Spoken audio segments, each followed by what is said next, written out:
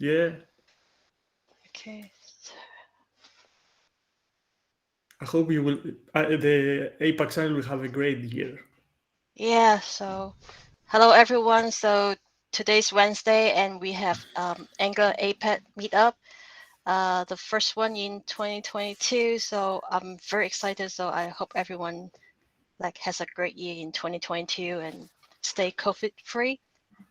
So I want to make a few announcements. So Bonnie said there will be a job fair on January 29th. So if you're looking for jobs, so get ready, or if you're looking to hire Angular developers, please go find Bonnie and she may able to work something out, help you to get to the job fair to look for potential candidates. And then on January 18th, the very funny testing expert Shai Resnick will visit Angular Nation to maybe show us how to test Angular application easily, so we don't stay away from it and not practice TDD. And finally, we are all here because of one company. And what is that company? AJ Grid. So I want to thank AJ Grid and Niall for the generous sponsorship. That's keep Angular Nation running, and I have a thing to do in here, and you guys can come and learn great stuff from Aris, who is an author, Angular CDK, a great friend of Angular Nation. So if you go find him for help, he will take 2 hours off Friday to explain Angular form directive, which he did for me in 2020. So today he's not going to talk about Angular form directive. He's going to show us how to test Angular in CDK. I mean, I've never used CDK because Angular material is very powerful. I can have all the components I need in Angular material, and I don't have to resort to CDK. So I'm very interested to know what it can do and how Iris uses it at work. So the floor is yours, and I'm going to be quiet for the next 45 minutes. Thank you, Connie. Thanks very much for the kind words. I'm really happy to be here for another year because I think my last talk on Angular Nation it was in APAC also, in APAC channel also. So I'm very happy that I start my year with a talk in Angular APAC. Generally, in this year, I would like to start my giving talks that are more formal. So, sorry, informal. So, if you want to ask me any question, and if Connie allows it, you can interrupt me anytime you want. Because I like for the for my talks to be more interactive and not so much, speaking and speaking and speaking. So I will now share my screen to start with the talk. Where is it? Okay. Ari, do you want us to raise our hands first if something comes up, or just talk? No, just talk. If it is okay with Connie, I mean. Is it okay, Connie? Yeah, it's okay. I mean, you guys have great questions. I'm the one who just sit there and try to understand. Connie will send a message. Connie will send them. Danny, Connie will send me a message after the event. She will tell me, "What did you want to ask questions during the event?" No way.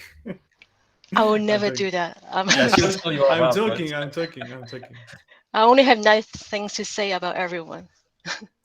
Okay. You guys are kind to me, so I'm kind to everyone. All right. Hold on. Can I do it? Hold on a minute. To share it in another way.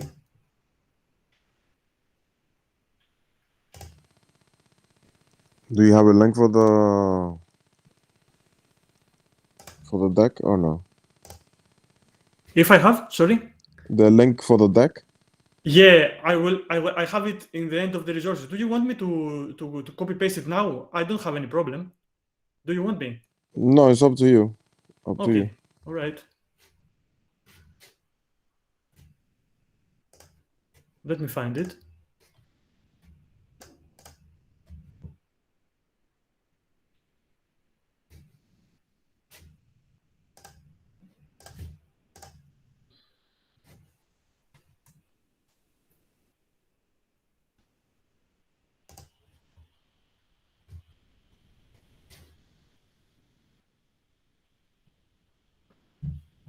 Where is it?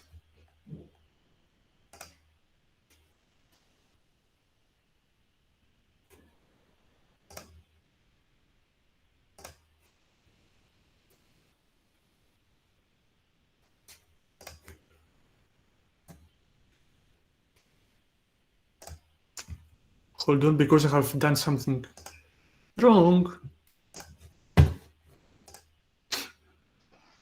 It works on my machine.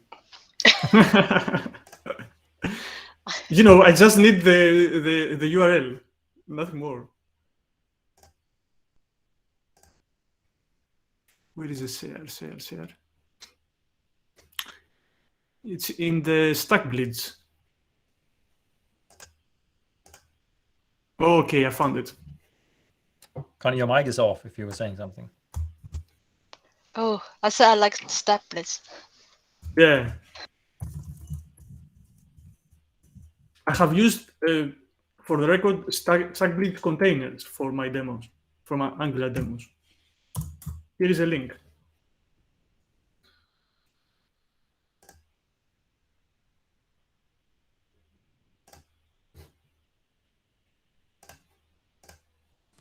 Thank you.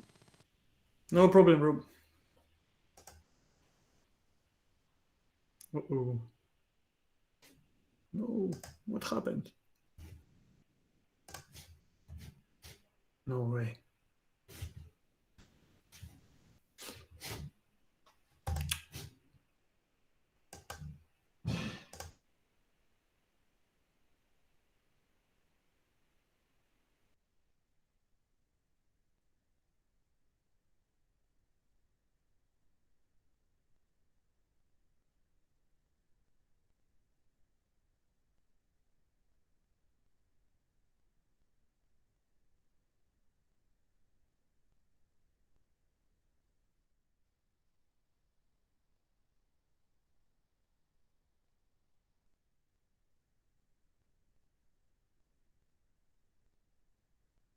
It just happened that my browser crashed.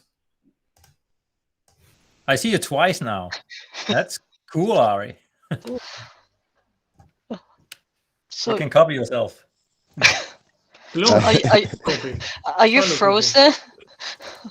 That will be cool, but I think that probably the other connection didn't disconnect. Yeah. You can hear me and There it see goes. me, right? Yeah. Yep. You're good now.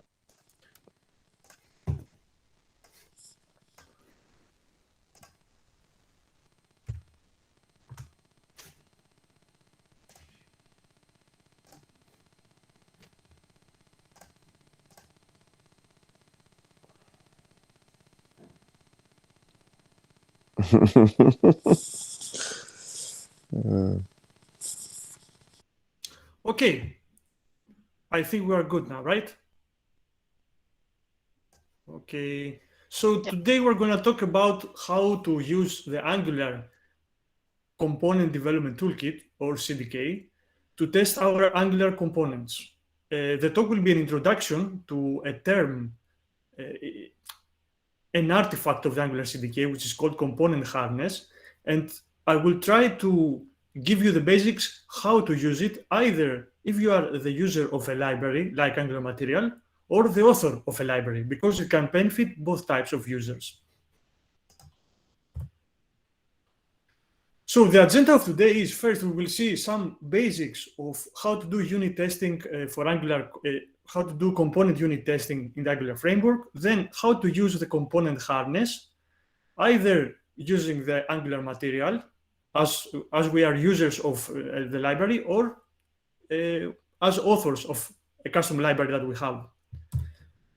Some things about me that some people may not know me. I work as a web development team lead at Plexearth. I live in Greece, and I live I recently moved in the second biggest island of Greece, which is called Evia, and I'm really excited for this new beginning. I am also an Angular Google developer expert, and I occasionally work as a contractor as a senior Angular tech instructor at Code Hub in Greece, which is an educational institute where we train developers to the basics of the Angular framework. The last 2 years, I have been a book author at APAC, where I have written 2 books. I have published 2 books. On September 2020, I published my first book, which is called Learning Angular 3rd edition, and it is destined for beginners to the Angular framework. And after that, on July 2021, I published my latest book, which is called Angular Projects 2nd edition, and it is destined for developers that are already beginners in the Angular framework and want to learn more and dive deeper. Actually, this is very exciting. I'm very excited because I managed to author 2 books in 2 years during the pandemic. So I think this is a huge accomplishment for me. If you want to learn more about me, you can check out my Google developer profile at g.dev/Aristeidis. Unfortunately, Aris, I would put Aris, but unfortunately it was taken for someone else, and I wasn't fast enough. So let's start the talk. First, what is unit testing in Angular? What's happening when we use Angular CLI to execute ng test? As we all know, our unit tests are written, are files that have the spec.ts extension. And this is not random. It is a best practice that we follow for writing unit tests, because the Angular CLI then can get all these files, build them, and run them through a test runner like Karma or Jest, and finally output the result to a browser window like Google Chrome or another browser, or even a headless browser. For example, if you are using the continuous integration environments, you can try Chrome headless. I personally use Chrome headless for running unit tests locally because I think it is much faster. Many things have been written about how to unit test an Angular component, and many things have been said how to properly write a unit test about an Angular component. But in my honorable opinion, the correct way, the Angular way, it is the way that is written in the official Angular documentation. And this way says that to properly test an Angular component, you need to write a test so that it validates the interaction of the TypeScript class with the HTML template of the component inside the environment of the Angular framework. For example, if you have a property in your TypeScript class and you bind it, you interpolate it on your template, a unit test would be to validate if you set the value of the component property to something, that it will appear on the DOM of your component. And the other way around, if you have an event on your template that calls a component method, you need to write a test that when, for example, you click a button, the event method will be called. And all this, remember, should be in the context of the Angular framework. Now, how Angular helps us towards this direction? It contains a built-in class, which is called a utility class, which is called testbed, and it is responsible for inspecting the TypeScript class and the HTML template, how they interact each other. It actually creates the component in the DOM of the browser, just like the Angular framework does when we run our Angular application, and then validates its behavior and the behavior and the state of the component.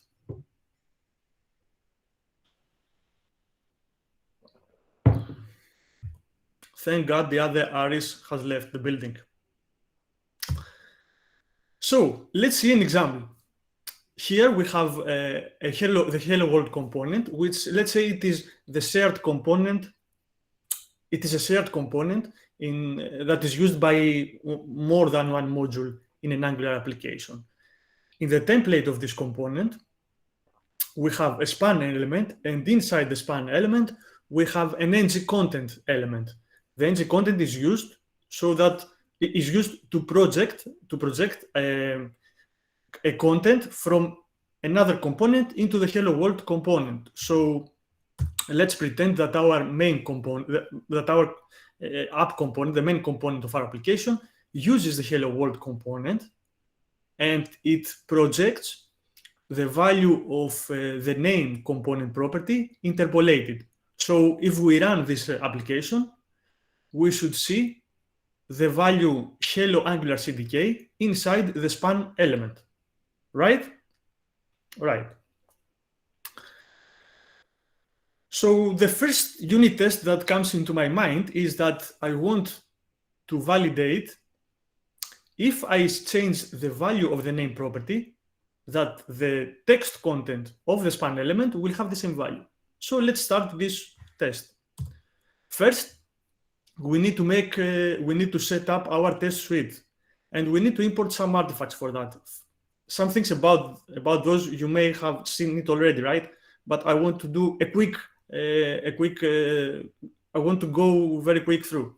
So first we import the component fixture and the test bed from the Angular core testing npm package. The component fixture is the fixture of our component. It is like a wrapper over the native element of our component. And the test bed is the class that I told you that Angular provides to us. And then we import the two components because we need to, our unit test will need both of them. Then we configure our testing module inside the before each statement by passing the two components in the declarations array of the testing module. After that, we create our component by calling the create component method of the testbed class, and we pass the component that we want to create. The create component method will return a component fixture. We can then use the component fixture, and particularly the component instance, to get access to the actual TypeScript class of our component. So after we have set up our unit test, we can start writing the unit tests. Personally, when I write unit test, I prefer to first write at the first most. I prefer to write as a first unit test the one that validates if the component can be rendered and created correctly. And this is the first unit test, which is called it should create.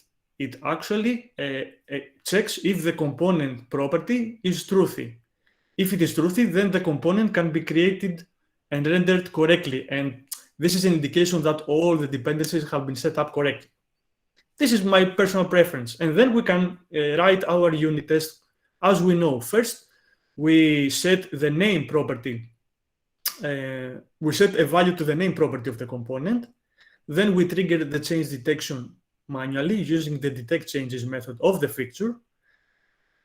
Then we use the fixture, we get access to the span element of the hello world component by using the query selector method of the native element from the fixture. And finally, we write our expectation that says, that checks if the text content of the span element is the same as the value of the component property. So this is the way that we all know and use. But what Harry, if the author... Anna has a question before you continue. Yeah. She typed it in the chat. If there are any questions typed in the chat, we can answer them later. Oh, okay. All right. But if someone wants to personally ask a question, go. If you feel free, you can do it. Oh yeah, Aris, if you don't mind. I was just curious if you could clarify the difference between putting the components in the declarations versus the providers. I think like one involves the template and the other doesn't. I wasn't entirely sure, but yeah, thank you. You put it in the declarations because components can be only in the declarations property of a testing module, of a module generally. And inside providers, you put services. Interesting, because yeah, I've seen it even in the Angular documentation, they put components in, or is it components in the providers? Yeah, I think so. Maybe others can chime in. That's strange because I don't think this can be. This can No, happen. they put those services in the providers. The But if services, okay. Services or any Yeah. component that gets, like if a component gets dynamically created, then you can put it there because you Okay. gotta, yeah. But if Services Anna, are if you dynamic. if you see something in the documentation, you can send me the link later to check it out. Okay, yeah, I think it's the services I was mistaken. Yeah, thank you very much for clarifying. No problem. So what is going to happen if the author of the shared component decides to replace the span element with a paragraph element? I think we all know what's going to happen, right? Our test will explode. Actually, our test will fail. Why? Because in this slide, the query selector method will not be able to find the span element. So this line of code will fail. So what we can do? We can use the Angular CDK and actually, particularly the component harness. The component harness is a collection of class utilities that we can use to set up a public interface, a public API that can be used by our components during testing. So instead of interacting with the fixture directly, we create something like a wrapper of the fixture, which is more safe and fast to interact with. The pattern of component harness generally is heavily inspired from the page object, if you have seen from the integration testing area. If you have ever used a protractor, page object, you will recognize page object. The main parts of a component harness test are four. First, we need an NPM package, and this is the Angular CDK testing. It is an NPM package that contains all these infrastructure that we need to work with component harness. Then we need an environment to run our tests. The Angular CDK contains two built-in testing environments that we can use. One for unit testing with Karma and another for end-to-end testing with Protractor. Then, after that, the third one is the harness loader. The harness loader is an artifact that is tightly coupled with the fixture of a specific component.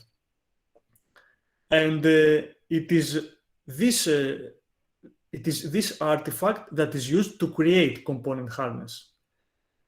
The component harness, it's the actual wrapper class that sits on top of our fixture and gives us access to methods that we can use to interact with the DOM. So I would like to focus on that the component harness is, you can think of it as a wrapper of the fixture, because we have already seen that the fixture interacts with the DOM directly, but the component harness is over the fixture, and it does not interact directly with the DOM, only through a set of common methods. So we need these four things. Let's see how we can use them. Let's cook a test. Yes, Rob? So when you're testing, you're only testing basically the interaction between the HTML and the code, but you're not really testing the code alone? Yes. Okay. This is the approach that I follow for component testing. It's not directly related with component harness. Okay. You will see later. You will see now with the examples why. So first, we will see how to use component harness with the Angular material library. Here is a component, a button component, that contains an Angular material button component in its template. the Angular material button component is this mat-button directive. And our component interpolates the value of a title property into the text of the button. So we will go to write a unit test that checks if the value of the title property is visualized correctly in the text of the button. First, we need to set up our test suite. Don't be afraid of this huge file. Most of these things, we have already seen them at the first unit test. I will focus only on those that are different. For example, the second set of import statements, we import first the harness loader class from the Angular CDK testing, the testbed harness environment, which is the testing environment for unit testing, and the mat button harness, which is a component harness, but it's not just an ordinary component harness, it's a component harness implementation for Angular material buttons. So in the Angular material library, you have one component harness for each Angular material component. For example, if you use the mat menu component, there is a mat menu harness. If you use the mat chip component, you have a mat chip harness.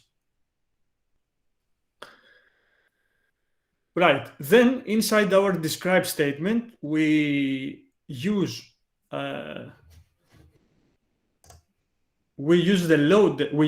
loader method of the testing environment to get access to the fixture of our component. So the loader method accepts a component fixture as a parameter. This method actually registers our harness loader with the component fixture. Okay, so let's imagine that it goes and sits on top of the component fixture. So if we would like to write a test that checks if the value of our component property is depicted correctly in the text of the component, it would be like this, 3 lines. Let's see each one separately. First, we set the value of the title component property to hello Angular material. Then we use the get harness method from the loader that we created previously, and we pass as a parameter the component harness implementation of the Angular component that we are interested in. Okay, in this case, the get harness method will accept a mat button harness because we are looking for a material button inside our component.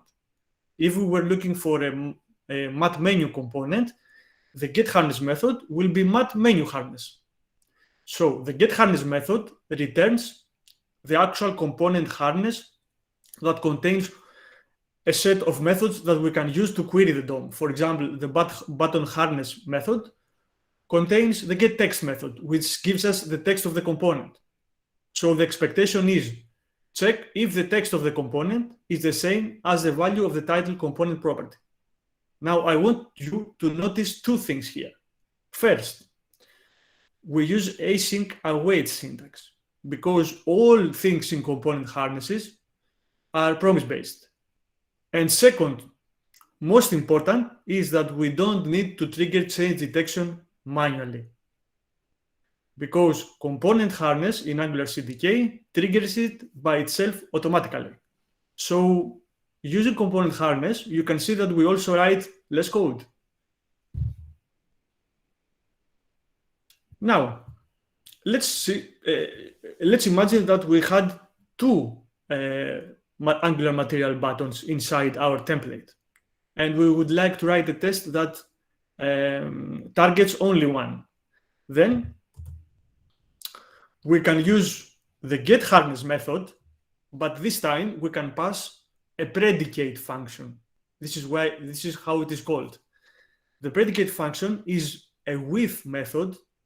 It's called a with, that it is part of the component harness, and you pass as a parameter the attributes of the component that you want to filter with. For example, with this line, we are actually saying that give me the Angular material button that contains the text click me. So these two unit tests are the more usual, the most usual things that you will encounter when using the component harness. Either you will use the get harness with just the specific implementation of the component harness that we are interested in, or you will use a predicate function to filter things out. I know that component harness is a bit confusing, but if you try to master it and learn it, it will make unit testing very enjoyable. Okay, this is how we use it in Angular material. Let's see now how we use it in our library. We will create a component harness for the component that we saw in the beginning, for the hello world component. And we will write the same test, not with the fixture, not by querying the DOM element, the DOM with fixture, but with component harness, which you will see it is simpler. The difficult thing when you write your component harness is to actually create the component harness.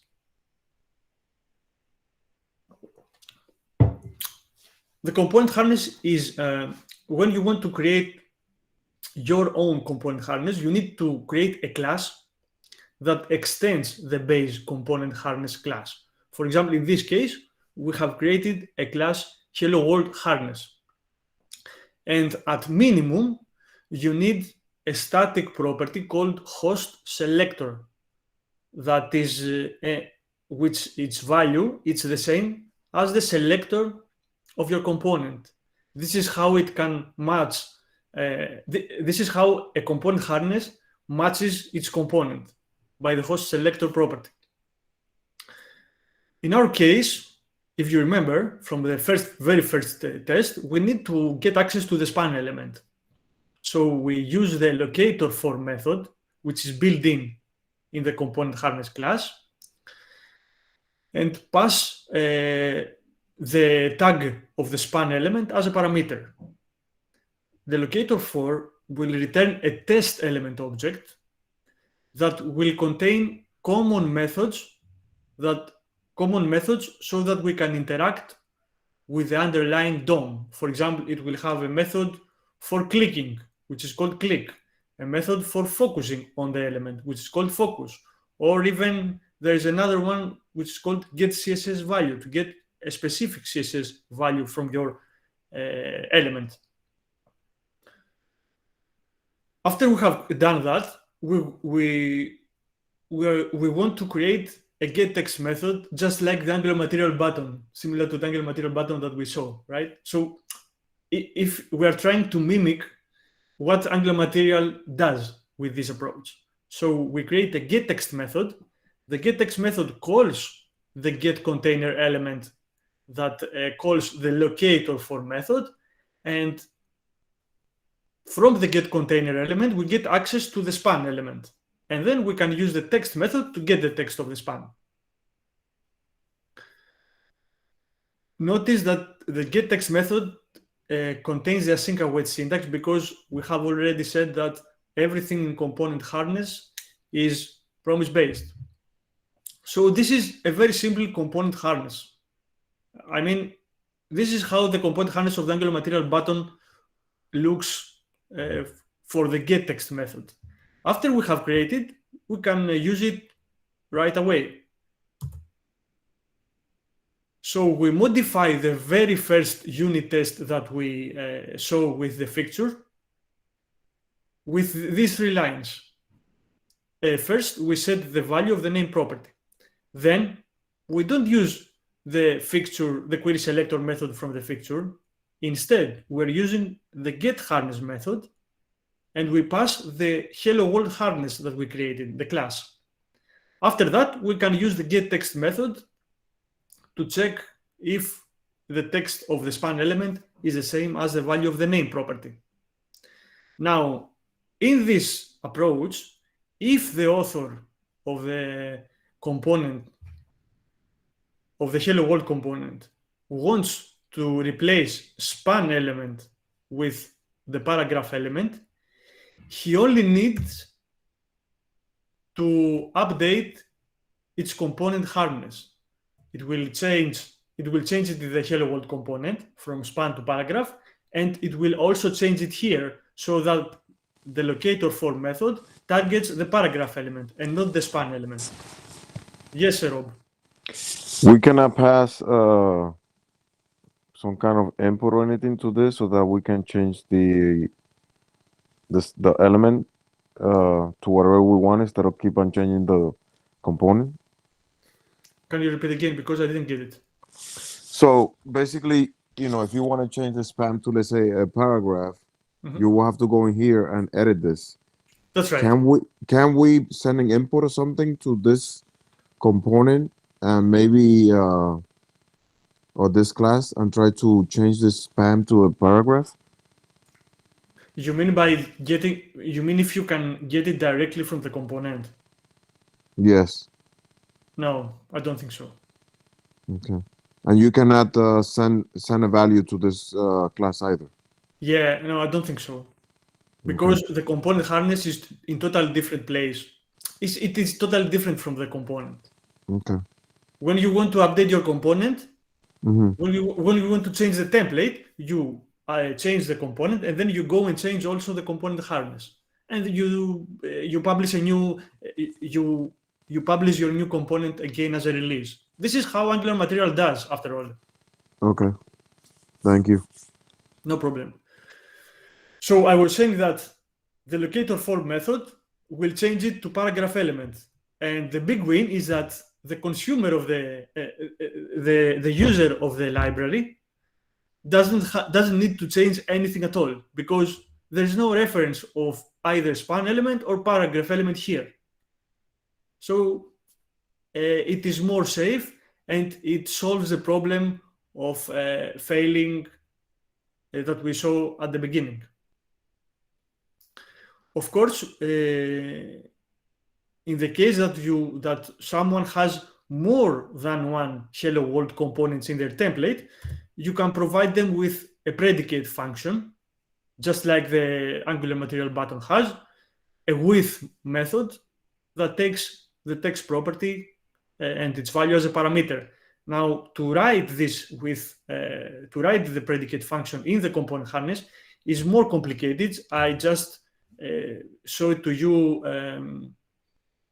just very quickly. You can check it out later. First, you need to import the base harness filters and the harness predicate. The base harness filters, it is used to create an interface of filters that extends these base harness filters. So the filters are actually a set of properties that the consumer of the author of the test can use to filter your component harness. For example, you can do it by text. If you want, you can give them ability to filter it by ID, because HTML native elements have an ID also. And the with method is a bit complicated, as you can see. To make it more simple to you, you just create a harness predicate object, and then you call the add option method, and the add option method takes the property that matches the interface and its value. So internally, it uses a string matches method from the harness predicate to make some regex and to actually to match the value that you pass with the value of the component.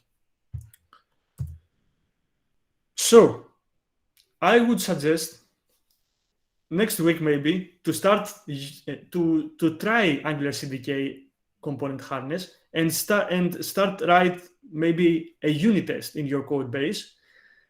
Today we saw how to properly test an Angular component in an Angular way. We saw what it is a component harness, and also we saw how to use it when you are the user of a library, and how to use it if you are the author of the library, so that you can give your readers, your consumers, a safe and easy way to write their unit tests. I have put also some useful links about general about unit testing and component harness. The first link is the Stack Blitz that contains all the demos that I showed to you. And with that, I would like to thank you for having me here as the first talk of the year for me. And I would like to thank the APAC channel, of course. Thank you, Ari. That was great. Awesome. Thank you. Thank you very much. Thank you. Thanks, Ari. Thanks. Thank you. Connie, I hope I made it in time. I hope.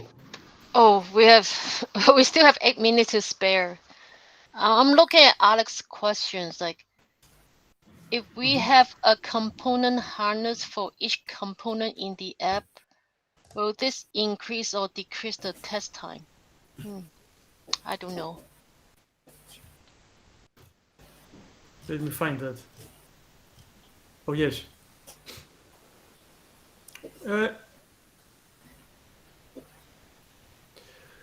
No, I think it will be faster.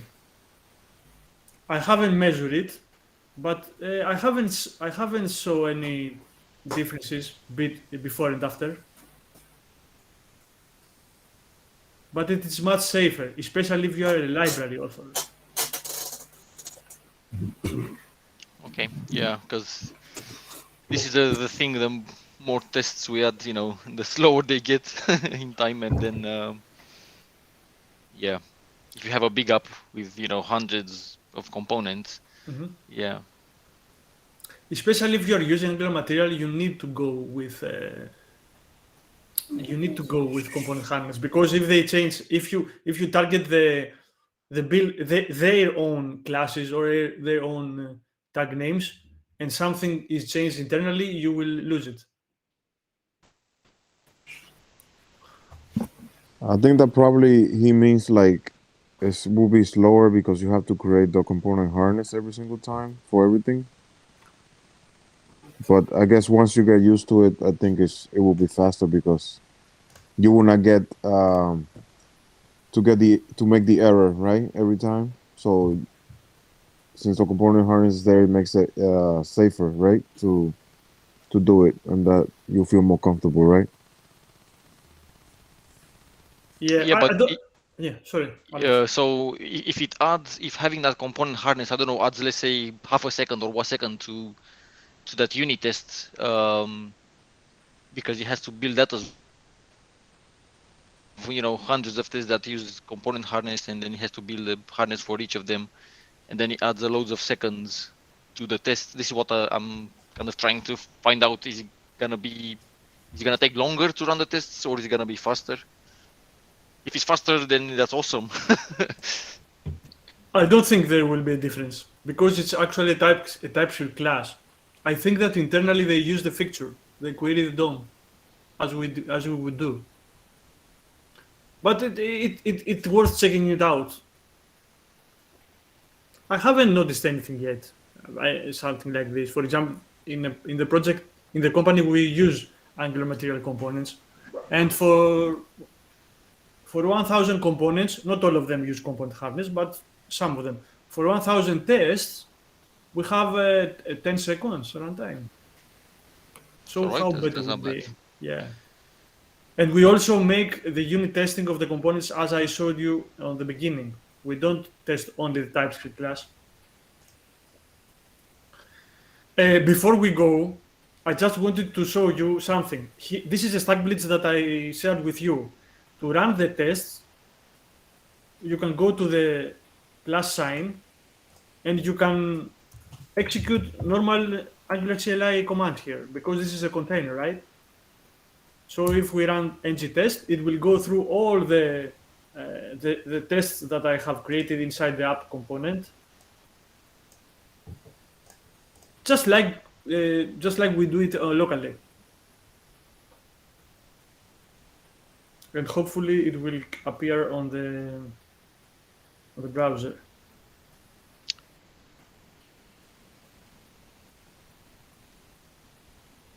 Yeah. Okay. That's really cool. I didn't know you could do that in Stack Blitz. Even I didn't know it. but I found it out when I was preparing the presentation. That is so cool. You need, if you want to do it by yourself, you need to create a new Node.js container, I think it's called. Not an Angular project. It's totally different. This is not an Angular project.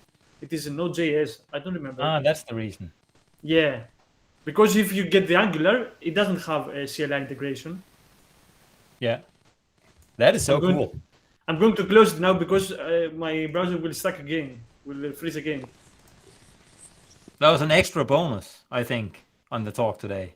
Thank you. Yes. Thank you. Yeah, I you know, I just wanted to give you an introduction because component harness has many things that someone can check. And if you don't know the basics and why we use the component harness, you will not be able to go and search by yourself. So this was my motivation about this talk, because I know that component harness is a bit complicated. It sounded as complicated though.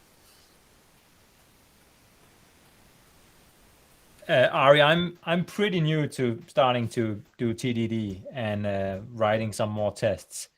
And I find it sometimes a bit difficult to figure out what to test and what not to test. I read a book with Uncle Bob where he said, don't test your UI.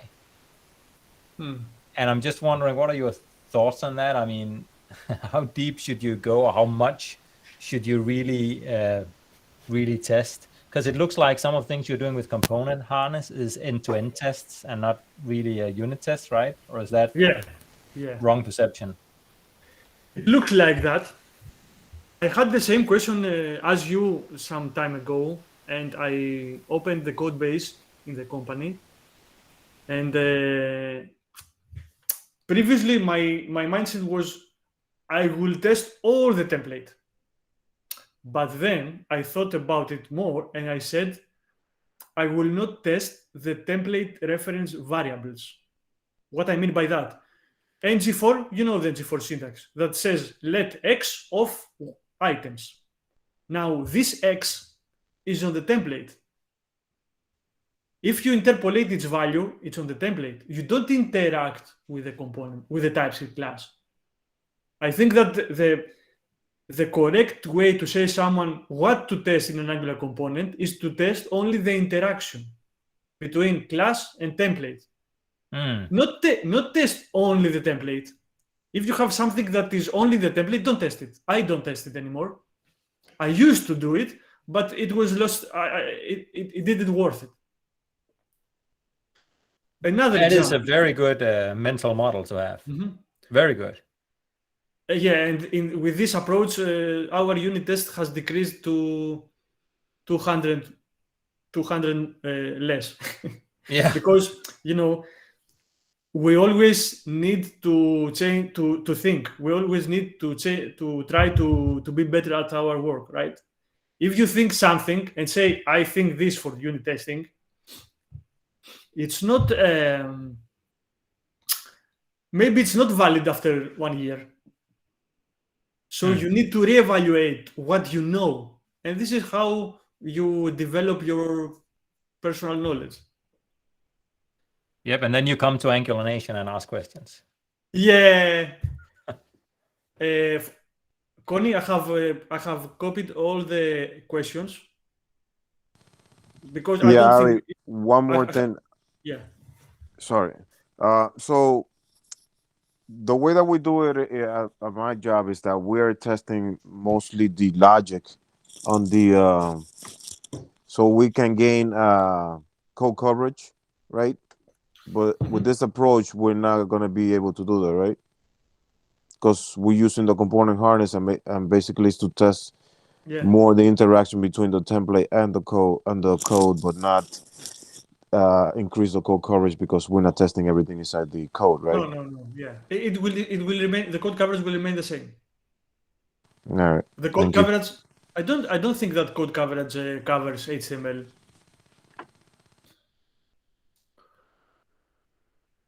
But just do not forget. I know that some people believe other things. That's totally fine. You know, we don't believe the same. But I just want to remember something. a component is a template and a TypeScript class. If you take one of them, it's not an Angular component. It's a directive. Ah, nice. Nicely put. So I think that if you test the interaction between of them, you're okay. You're good to go.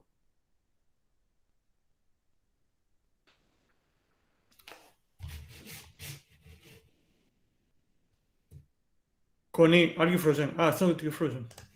If you want, I have also another. I will paste another repository from a proof of concept application that I have created in GitHub that contains more real world component harness examples. We want. I know, Danny. This is what I'm telling it.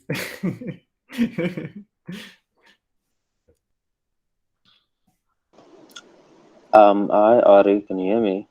Yeah. I just want to know, like, when it comes to like other third-party libraries that, like PrimeNG, for example, that has components defined for Angular specifically. What if they don't have component harnesses? Can you just define your own component harnesses? But if you do that, how do you get access to the actual, template of the component that was defined? That's a very good question, Azariah. You can use it. You can target their own selectors or their own class names, but if they change it, then you need to update your component harness. But if I were you, it is most worth to contribute to this library and write a component harness instead of writing by your own inside your application. I mean, I see. Cool.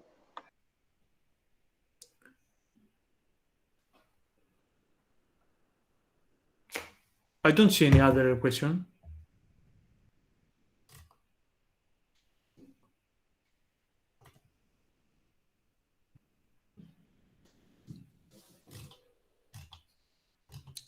Yeah, I see a question that says we can define an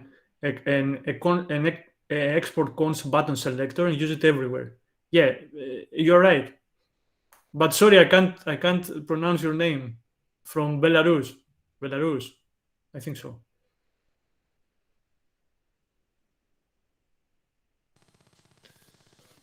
It's spelled in Russian, right? Yeah. I think that's from Vova. He said his name is. Yeah.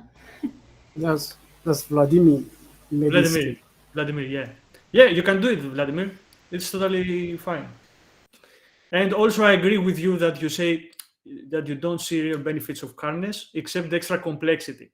Yeah, component harness is more targeted for library authors, I would say, not so much for your own components. Because if you have a component in your code base, a shared component, like the Hello World component, okay, you are the author of the component. You can totally go and change it. You don't need the component harness for that, right? I just saw it as an example for clarity. But for library authors, I think it is beneficial, especially those that have libraries that interact with the DOM. For example, code editors or libraries that has to do with the user interface.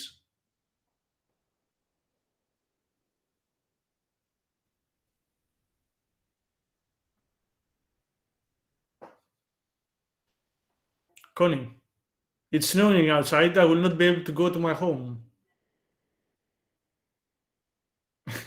In Greece, eh? Yeah. Where are you? What? What do you mean? I'm in my background. Can you see it? Yeah, but is it real snow or? No, I'm just kidding. I just said that it is snowing during the talk, and I will not be able to go at my home then. It's not his real country in the background, I believe. Yeah, it's not. It's not. My real background is full of things, and I don't think they look great.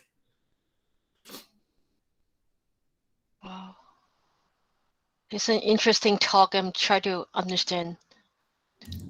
It's not Like very easy to understand it. It's not very easy.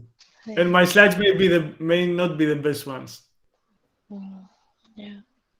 Oh, by the way, I will upload it and share it to you. I will do a comment in half an hour on the thread of the event on the event thread.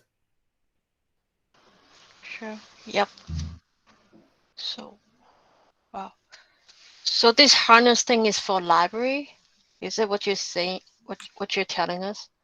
Yeah, I So would for- say that it is more suitable for a library. For example, if your library has user interface, has HTML, and someone else uses your library, and they have written a unit test that queries your components internally. For example, they're looking for a span element that you use in your library, and you go and change this span element and you make it a button. Now their test will fail, and they need to update their tests. But if you have your component harness, if you have created your component harness, you can update the library, update the component harness, make a new release of the library, and push it on npm. When they download it, when they install it, they will need to use the component harness, of course, the first time. But after that, they will not have any breaking changes because they will use your component harness. You know why it's difficult to imagine it, because I think that it is our mindset about unit testing components. This is what I would like to say at the beginning, that if you test the interaction of HTML and TypeScript, then you will eventually need to use component harness. You will need it after all, because you are actually testing the integration. But if you're testing only the TypeScript class in your unit tests, then you don't need it.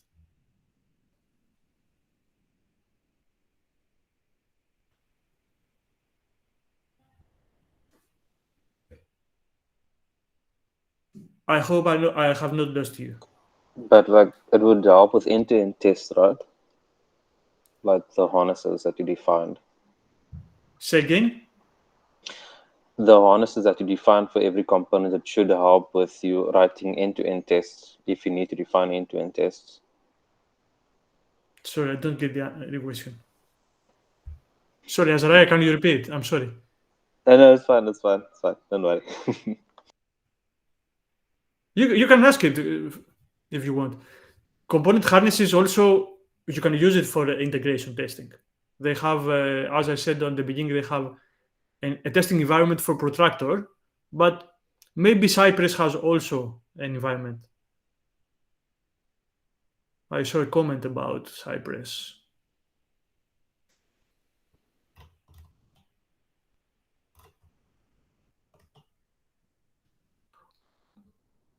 Yeah, and as Vladimir says, you don't need to write unit tests for harnesses because you will then chase your own tail.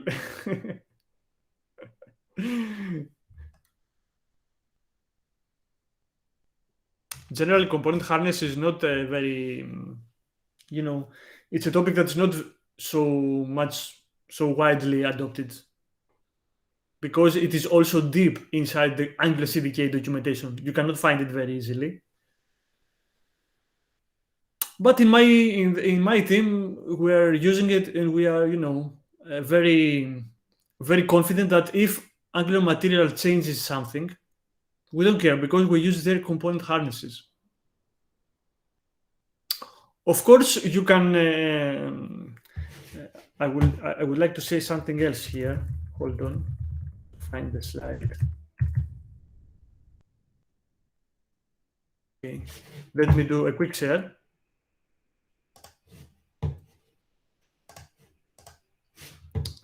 In this hello world, hold on. Let me see. Where is it? Okay, here it is. Of course, in this case, where you have the Angular material button, and you have also the button tag, someone could say, okay, I will not test this component with the existence of the Angular material button. I will not use component harness of the Angular material. I will rely on the button tag, because I know that this tag is written by me. And if I change it, I will do it with my conscious, right? For example, in this case, you could have used the fixture.nativeElement.query selector and pass the button tag as a parameter in your test, and not do all this thing, all this one. You could say fixture.nativeElement.query selector and pass the name of the button tag. That's totally fine, because the button tag is controlled by you. The problem is what is not controlled by you.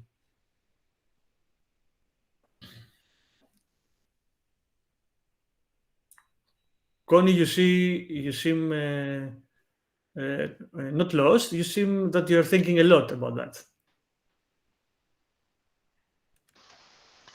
I think I understand it, but no, actually, I don't understand it. The distinction is if you should use the component harness if it's not controlled by you, and anytime it's controlled by you, you don't need to use the component harness. Exactly. All right. Exactly.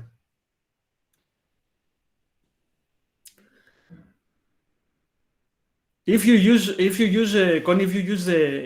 go through the code in the stack Blitz, you will understand better, I think.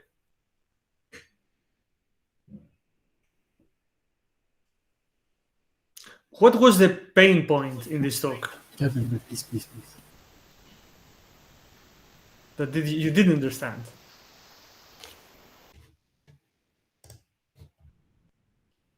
Like, should I use harness for like components that I built in an application?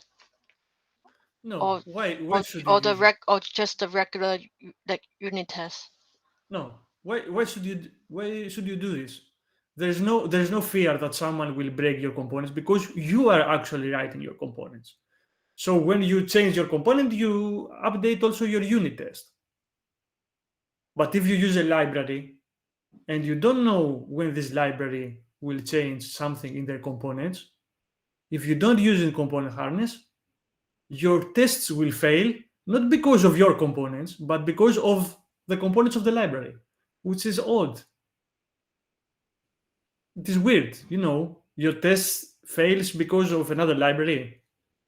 This doesn't feel right.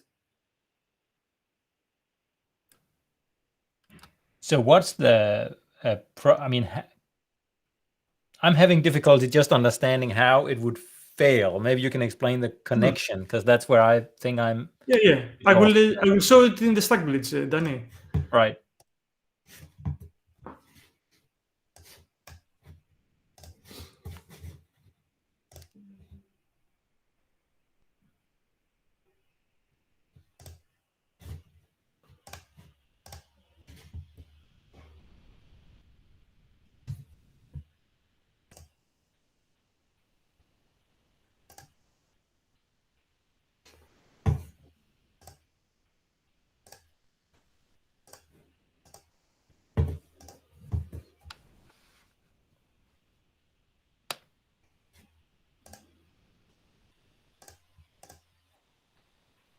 Okay. Let's run the unit tests. Can you zoom a bit? Yeah, man.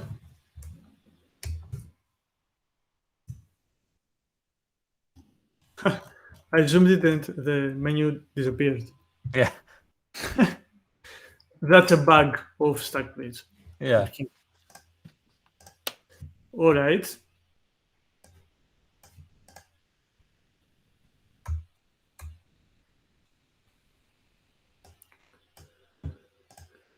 Okay, it passes. Let's see. This is the this is the app component that uses the hello world component. Okay. The hello world is this one. Okay. The first test is the test that we saw. It sets the name, it detects changes, and then it queries the span element. Okay, look what will happen now. If I go to the hello world component and change this to P paragraph and save it.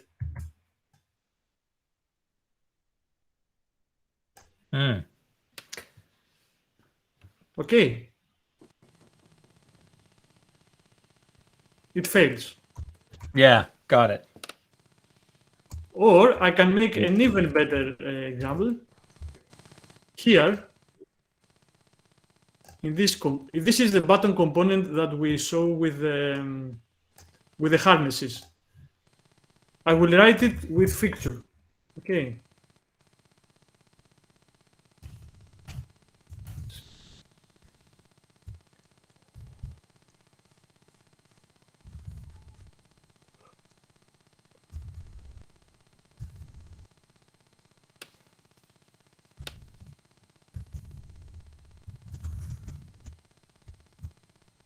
Okay, and then I will say expect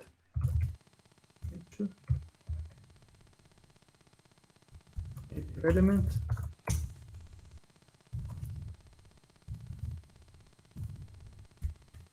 and we will say the button.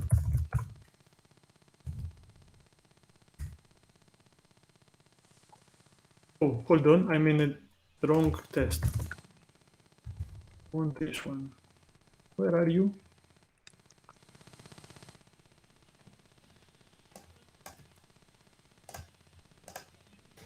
Yeah, this one. The app component test. Yeah. This one.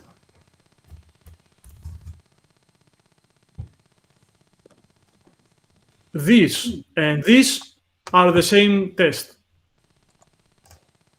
The first one uses component harness. The second one uses fixture. Okay. If I go and change my hello world to paragraph, okay, and save it.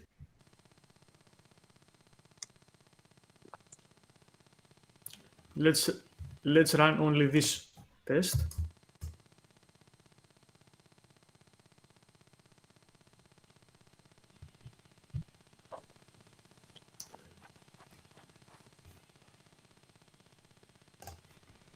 Now I need to change also the harness.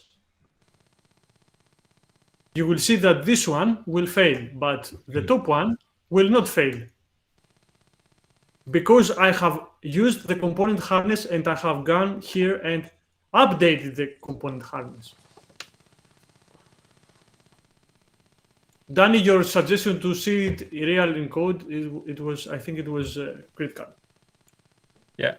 I don't know if it makes more sense now. Yeah, it does for me, anyways. I hope to all of them. But okay.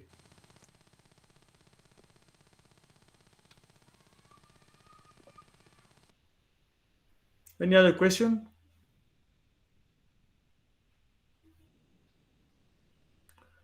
If you want to, if you start using it or have any other question, you can reach me on the Angular Nation. I'm totally everywhere in Angular Nation. So if you answer something like that, I will totally, if you ask something like for this, I will totally answer it. Connie. Yes. You started. I think that you have started building your first component harness. That's why you're not talking. No, I'm just thinking that like Angular application use like other like UI libraries, so the chances to use harness is higher than not using. Like yeah, if you have a UI library, it should have component harnesses.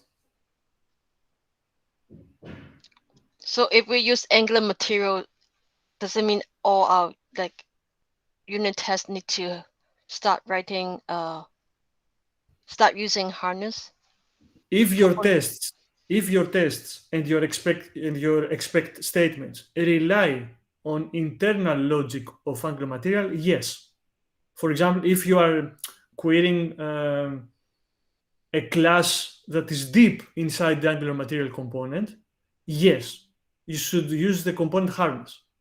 But if you don't use the Angular material in your components, you don't need to do it. For example, if your test was something like that, mat form field, okay. If you have unit tests that use internal selectors of the Angular material, then you should use component harness. But if you just use your own HTML elements, then you don't need to.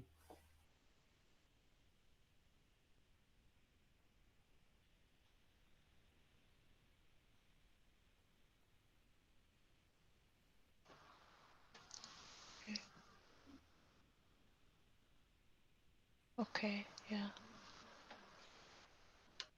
I think that the recording will be revisited a lot of times of this talk. I mean, it is an advanced top. I don't know. I think it's an advanced topic actually. A fun topic.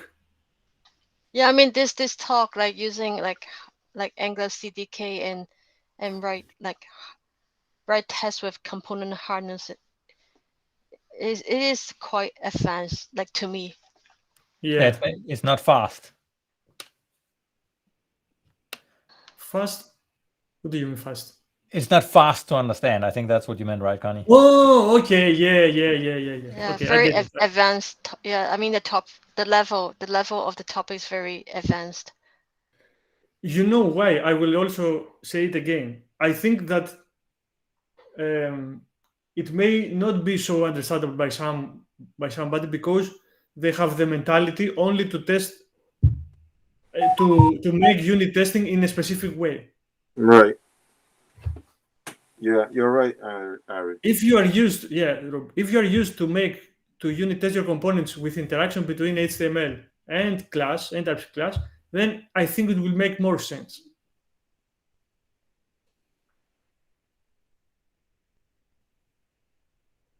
Let's be this talk the first of its kind. Yeah, cause my experience, like I write unit tests, I use the selector to get an element, maybe click a button and then check the result later. So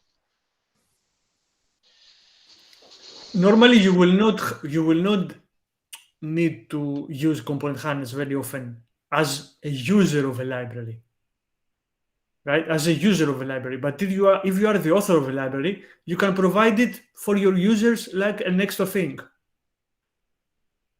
So it would be like it could also be an internal library you write or a library you write for yourself that you just are going to reuse, right? I guess then it would make a lot of sense as well. Yeah. For example, in our nice statement, Danny. For example, in our company, we have a component that, for example, it uses an ID here. For example, ID equals myCTRL. Okay, we have an internal library that contains this component. Now, someone that uses the library has written a unit test and queries the DOM using this ID. If I am the maintainer of the internal library and for some reason I want to change the ID, the unit test of this guy will fail. But if I give them the component harness, it will be abstract to them. They will not see any ID. They will just see a method get ID or get text or get something. Component harnesses are abstract classes, are actually classes that hide the complexity of your components from the unit testers. Not the complexity, the implementation. Yeah.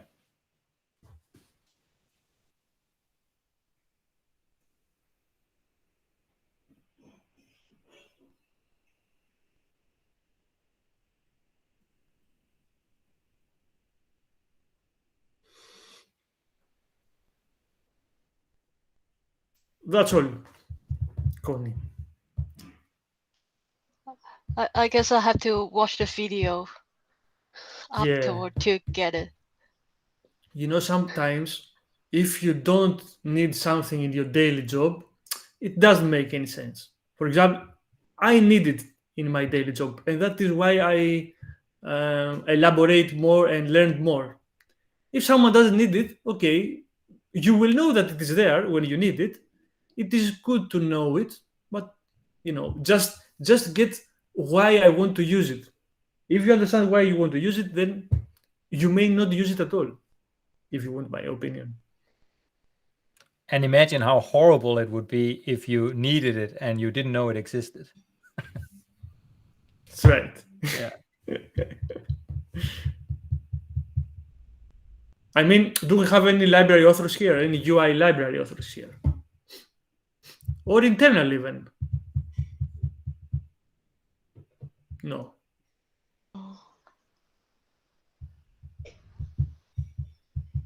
I guess we are lucky because okay.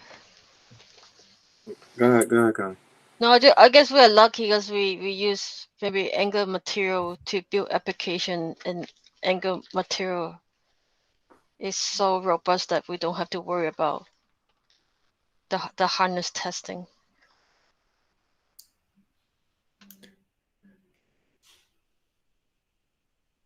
Yeah. Generally, component harness is new kid in the town. Actually, it's not. It's something that it was released recently. And when I say recently, maybe 4 versions before, Angular 10 or 9. I don't remember.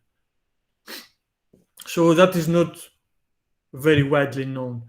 But I hope that my talk will even trigger the audience to just go and search more about that. Very much.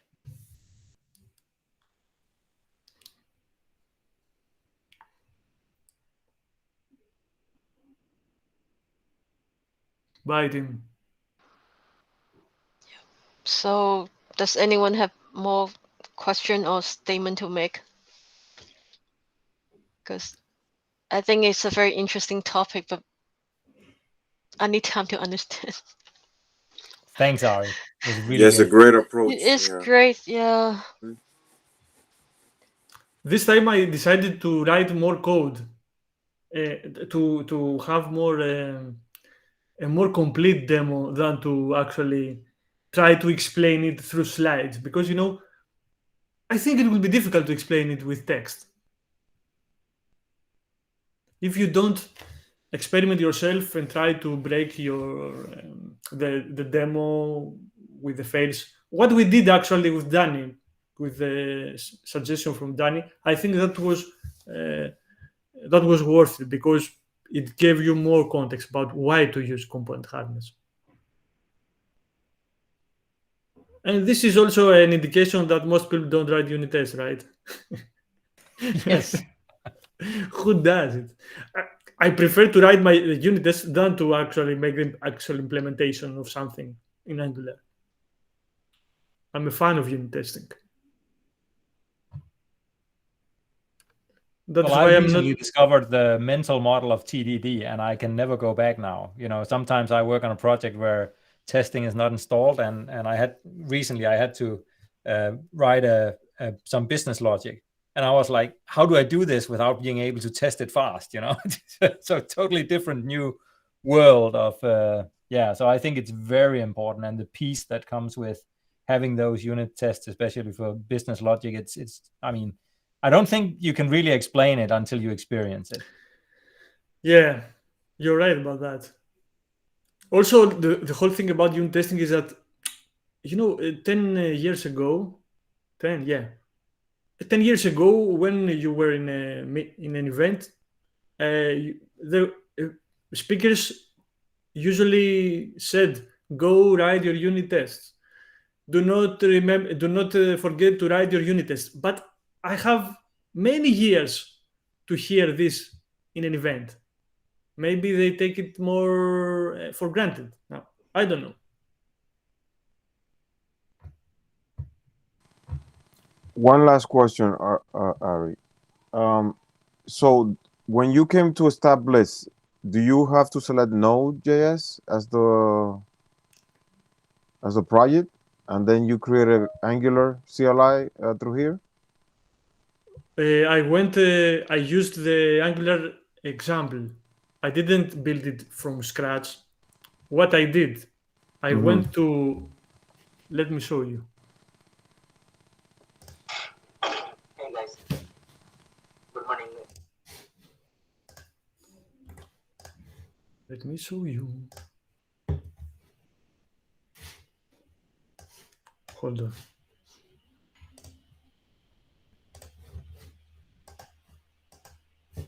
I went to this beautiful website. You will see what is this beautiful website. Okay. I went to docs and then to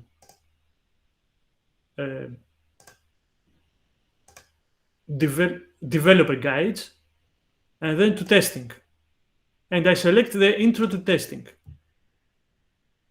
If you see here, it says if you would like to experiment with the application that this guide describes, run it in your browser or download and run it locally. If you go in this link, it will load a web container project inside StackBlitz with all the tests of the Angular.io examples. So I used this, removed all the tests, and put mine instead.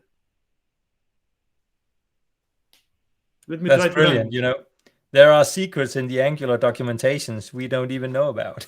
That's so cool. Yeah. We have to ask Dave. Yeah, Dave. He's Dave a and his suitable team. person. Yeah. Or Mark Thompson. I will tell you also a little secret about my talk. I plan to do also a blog post about that. Cool. That I will explain more, because in a talk you have a limited time. You need to be organized to do the talk and stuff like that. But in the blog post, you have much time and it is more easier to elaborate more.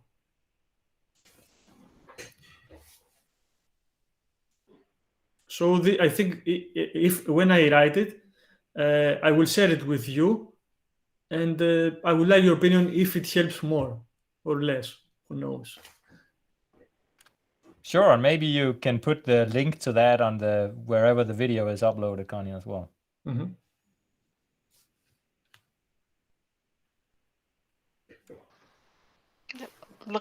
Looking forward to your blog post. Yeah. Cheers. No pressure. We're waiting now, Ari. Yeah, get it ready. When you make the talk, it is easy to just write it down then. Yeah. The opposite is difficult. Yeah. Rob, it's not ready yet. How should you put it? I have not written it. Yeah.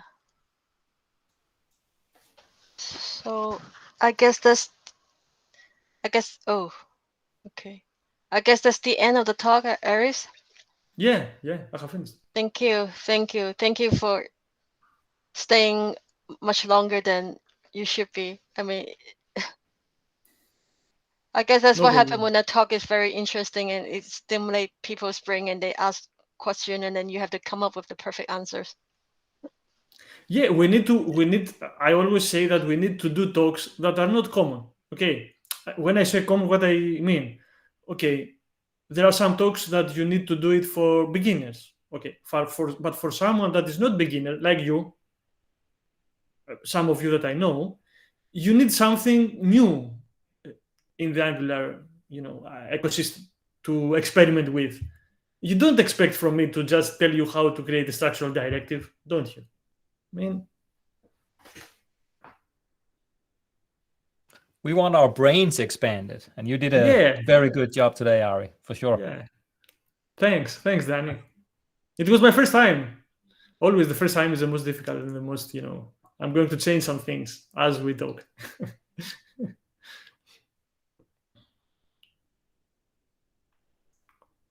So Thanks very much, thank Connie, you for so the much. invitation. Yeah, thanks very much for the invitation and for being the first talk in the year.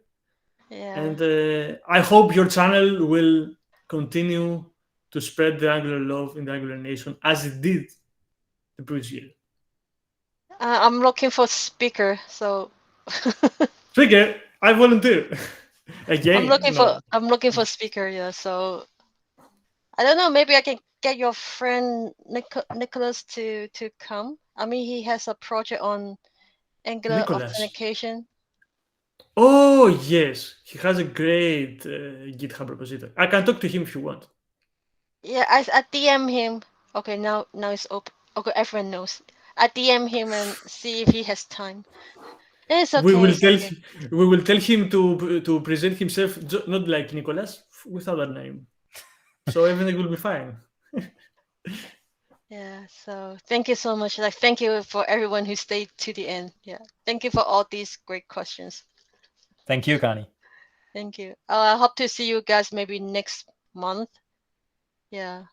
So. Or hopefully thank on you. Tuesday, there's the Ask a Testing Expert. It will be Oh yeah, I exciting. forgot Yes. Shy. Yeah, Yeah. Shy and Bonnie the beaver. No, I don't know what. Yes, Bonnie the Beaver. Yeah. Yeah. Not our NG mom, the beaver. Yeah. So. Yeah, Just yeah, sorry. Oh no, you go. Just don't tell Sai what I said about unit testing, right?